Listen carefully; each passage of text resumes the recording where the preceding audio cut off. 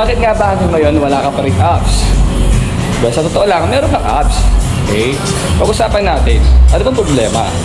Nagawa mo naman yung mga abs training mo. Crunches, cable crunches, and of course, you are doing leg raises for your lower abs. Pero bakit hanggang ngayon hindi lumalabas ang mga abs mo? Well, walang problema sa workout mo. Baka may problema ang diet mo.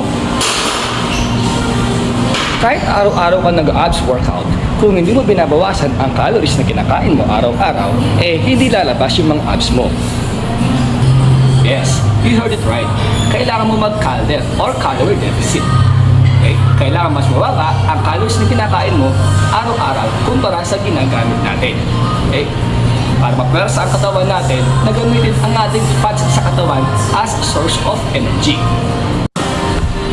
So kahit araw-araw nagtutrain ka ng abs, kung hindi ka naka-calorie deficit, wala rin. Hindi lalabas yung mga abs natin.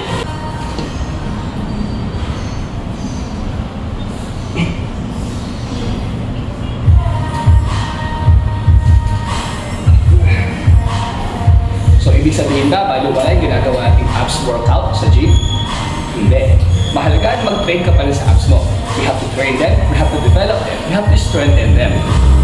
So tandaan, sa gym tayo nag-train, pero sa kitchen tayo nag-gain. Kung wala tayong magandang diet, hindi natin mapapalabas yung mga abs natin. So, comment how, kung gusto niyo pag-usapan natin, how to do calorie deficit sa ating susunod na video. Yun lang.